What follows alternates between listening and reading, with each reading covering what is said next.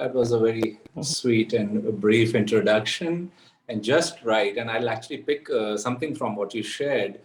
That, friends, I told Swami Kriyananda ji when I came to the path, and it was with his blessings and approval. And I was practicing surgery at that time. I was learning, and I told him, I said, "Sir, I love what I'm doing. I am enjoying it. I was in a wonderful department in Delhi, very nice professors. But I said, sir, I like what is shared in the autobiography so much more. The concept of karma, reincarnation, taking charge of your, you might say, destiny on one level, not being the patient who is not able to help himself, only a doctor can help him, changing the perspective from there to actually taking charge of your life." I said, I like that so much more. And Swami said yes, and he asked me to, of course, come on the path. And then he said, I want you to do outreach and medicine in that order. So medicine is wonderful. Like Master writes, if you have a terrible headache or some body part is aching, he said, very rarely does anybody have the power of mind to rise above it and find God. So it is a very important step. But today, the subject is a beautiful one, seclusion for spiritual healing. And I want to bring our attention to what is spiritual healing. When we think of healing, and we will pray today, I'm sure, for people who have physical ailments and mental and emotional challenges. But let's not forget, friends, the greatest disease, Master said, and all gurus, all scriptures have declared, is ignorance.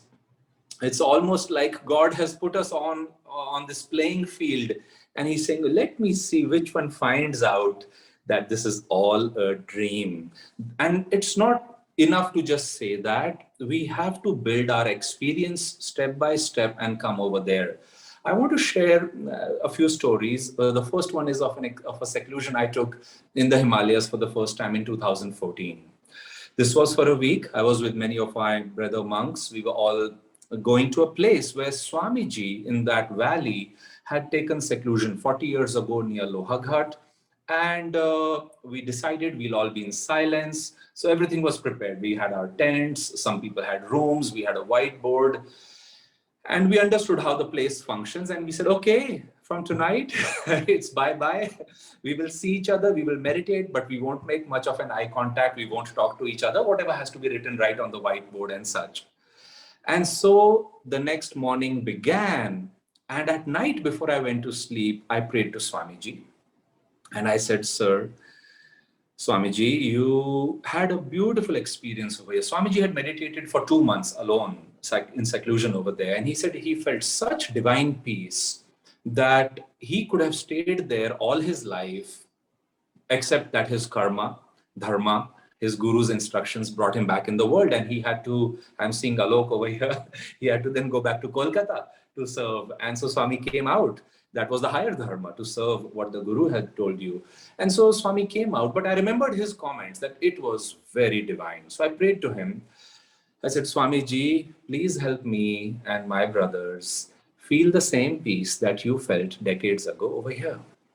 And with that little prayer, I went to bed. And I woke up, friends, hours later with a dream.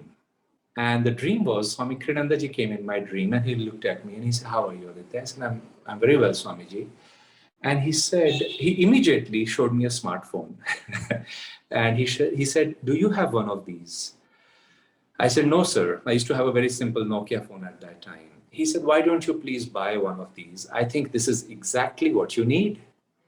And I said, okay. And he a little bit chuckled, he laughed, and he blessed me, and the dream ended. But the dream was like, it was an interaction. It was so profound that I woke up. And I was in a tent early morning. I didn't know if it was night or morning. It was dark. And suddenly, a few moments later, my alarm rang. So I knew it's 5:30 in the morning. And basically, I was there for seclusion. I was there to be in silence. And I meditated all that week.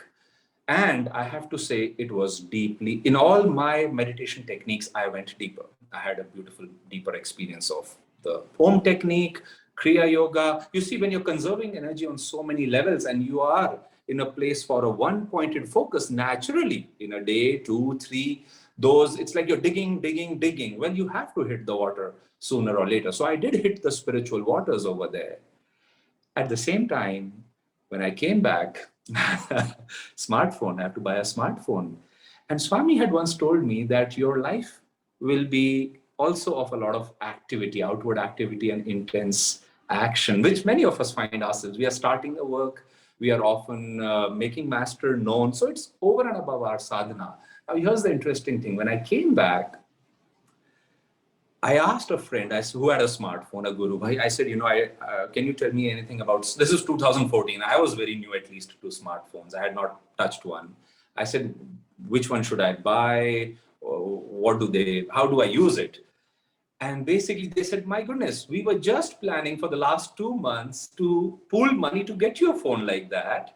And then as the conversation went out, somebody had coupons to buy it from Chroma, all for free pretty much. I just put in a couple thousand rupees.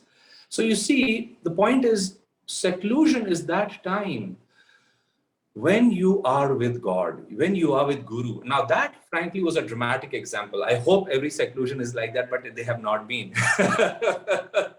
But Swami was telling me, well, you've come to the Himalaya with high expectations. Let me tell you, you're here to do my work also. And so it is that he gave me his work. I'm very happy to do that work outwardly. Inwardly, he blessed me with experience. And what happens? How do you overcome? How do you get spiritually healed? As we know, friends, we get the experience in own technique that I am not this body. I remember, and I'll share, it's a little personal, but we all sooner or later have such experiences. I remember that one of those meditations that morning, one of those mornings, I was meditating, and slowly, slowly, slowly, I could hear that the wind is growing. But I was like, okay, it's getting windy outside, and then stronger and stronger. And I said, my goodness, I hope my tent is okay. So I just opened my eyes to see that if I should do something about it. And I opened my eyes, and it was perfectly still outside. And I realized what I was hearing is the sound of the wind in the trees of the Vishuddha Chakra. I was feeling deep calmness at that time. Now I'm sharing that because I had something like that, but nothing of that deep nature, except when I went deep with that technique for hours every day. And we live in a time where there are many distractions on the phones. I don't know, you fill in the blank. The YouTube is there, Facebook is there, phone calls, meetings, Zoom is there. Work is not decreasing for anybody outwardly. It is all the more important. I think what Swami was trying to tell me in that seclusion, I still think about it, is as you get busier and busier, don't make the excuse that I can't take a seclusion. Instead, do my work outwardly and also do my work inwardly. He wants us to go deep. So you and I have to make that decision that, okay, whether it's 3 hours on a Sunday morning that I take seclusion, or one day of the week, or one day of the month, or as Swami said, 1 to 2 weeks, ideally every year. And remember, friends, this is not a satsang on seclusion itself, but a seclusion is not a vacation. You're not watching movies, you're not relaxing, you're not talking, you're not, you are inward with God. You are perhaps going deeper in reading a book that you have wanted to see, maybe 1 or 2 videos. You're certainly chanting and meditating long hours and enjoying the experience. That is where we get the experience of, let's say, Om, the light, joy, calmness, peace, and you say, yes, this is who I am. Aditya is just a little shell of, like Master said, a bag of bones and flesh, through whom the higher self is then, I'm getting introduced to my own higher self. And when you experience that, as we know, Master said, then that becomes your higher reality, and you are healed from the ignorance that you are this body. I want to share that please do take a seclusion, and maybe today itself mark it in your calendar. Because last week I lost a friend. He was my age. He was a very dear friend of mine. An accident happened and it took him away. But he was telling me in the last 2 years that, Aditya, I want to come and meet you and learn the teachings of Yogananda, and I want to meditate. I invited him many times. He was busy. He was a busy doctor. But see, he left. That is exactly what happens. Days leave us, years leave us, and sometimes we die prematurely. And Master said, everything else can wait, but my search for God cannot wait. And the fun part of your healing is, it's not just spiritual healing. Remember, spiritual healing is the beginning of healing of everything else. Just today, I got a prayer request of somebody that, oh, please put this video on a group, and this is happening, that is happening, prayers are required. It was so emotional, I felt. I said, no. You have to also develop the discrimination. What should be prayed for? Prayer, and what is the outcome? You should not be attached to the outcome. So that distinction, that if somebody is suffering, is that, I'm not saying the suffering should continue, but have you learned your lessons? We, as those who are praying and applying the teachings and expecting certain results, and it's a good thing, sometimes you should be clear about what you want. At the same time, what does God want? Master called it divine will healing. So unless we touch God, which is frankly, I feel easiest in a seclusion because there is no distraction. When you touch God, you can know what does He want. And with that, we take the right decisions in our lives, and we take the right decisions when we pray for others. Also, as you know, the difference between your and my prayer and the prayer of a saint is, like somebody said to Padre Pio, you pray. And he said, why should I pray? He said, because you know somebody up there, your prayers work. The point is, anybody who is in God, his prayers will work because you are closer and making that appeal. So let's take a minute to visualize now.